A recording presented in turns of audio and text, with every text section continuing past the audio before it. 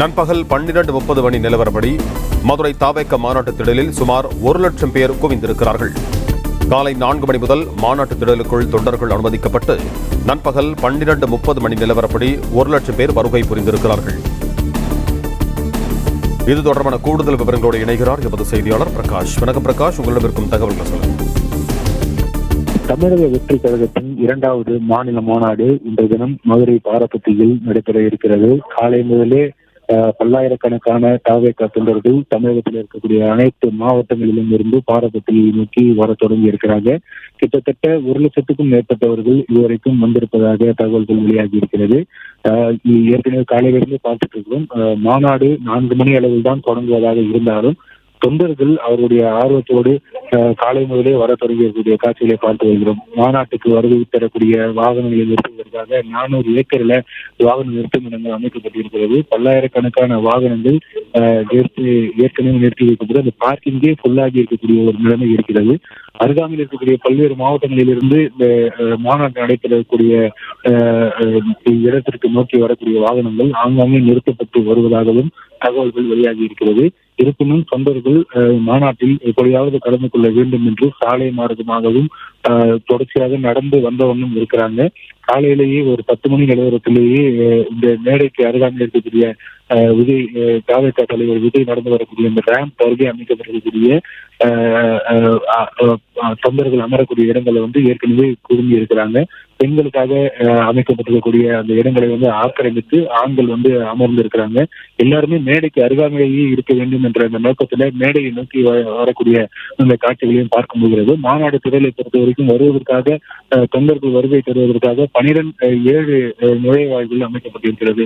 அந்த பிரதான நுழைவாயிலுக்கு இடது பக்கத்தில் 3 நுழைவாயிலும் வலது பக்கத்தில் 3 நுழைவாயிலும் அமைக்கப்பட்டிருக்கிறது.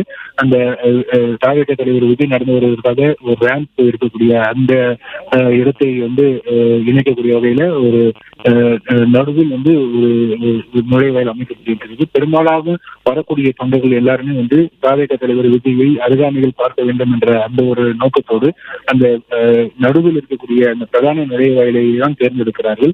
எனவே கூட்டம் அதிகமாக இருக்கிற காரணத்தினால அந்த நுழைவாயில் தற்போது அடைக்கப்பட்டிருக்கிறது. இருப்பினும் அந்த ரேம்ப் விஜய் நடந்து வரக்கூடிய அந்த ரேம்ப் வாக் செய்யக்கூடிய அந்த இடத்தை எப்படியாவது அடைய வேண்டும் என்ற அந்த நோக்கத்தில் தொண்டர்கள் அந்த ரேம்ப் வாக் நடக்கக்கூடிய அந்த இடத்தை நோக்கி செல்லக்கூடிய அந்த காட்சிகளை பார்க்க முடிகிறது. இருப்பினும் கூட்டத்தை கட்டுப்படுத்த முடியாமல் இந்த பாதுகாப்புக்காக வந்திருக்கக்கூடிய அந்த பவுன்சர்களும் காவல்துறையினரும் தொடர்ந்து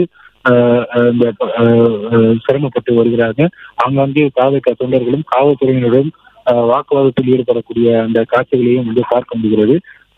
கொளுத்தும் வெயில்ல பல்லாயிரக்கணக்கான தொண்டர்கள் காலை முதலே காத்திருக்கிறாங்க. இந்த தாவேக மாநாட்டில் திரு விஜய் அவர்களை பார்ப்பதற்காகவும் அவருடைய பேச்சை கேட்பதற்காகவும் காலை முதலே பல்லாயிரக்கணக்கான தொண்டர்கள் இந்த தாவேக மாநாடு நடக்கக்கூடிய அந்த திடலில் காத்திருக்கிறாங்க.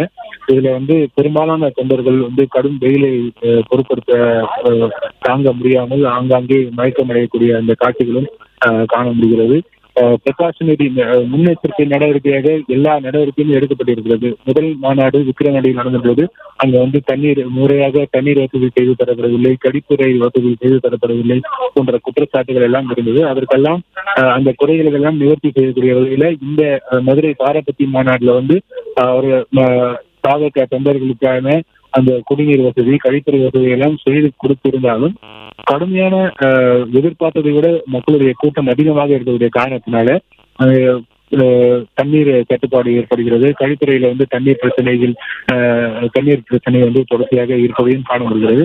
இதனை தீர்க்கக்கூடிய வகையில தொண்டர்களுக்கு தண்ணீர் பாட்டில்கள் கொடுக்கக்கூடிய அந்த பணிகளையும் வாலண்டியர்ஸ் ஈடுபட்டிருக்கிறாங்க. தொடர்ச்சியாக இந்த கூட்டத்தை சமாளிக்கக்கூடிய வகையில அதற்கு என்னென்ன நடவடிக்கை எடுக்கணும் அது எடுக்கப்பட்டு வந்தாலும் தொண்டர்களுடைய வருகை ஒரு நேரமாக வந்த வண்ணமே இருக்கிறாங்க. இதுவரைக்கும் பிளே ஸ்டோர் மற்றும் ஆப் ஸ்டோரில் இருந்து பாலிமர் செயலியை QR கோடு மூலம் பதிவிறக்கம் செய்யுங்கள். செய்திகளை உடனுக்குடன் பெறுங்கள்.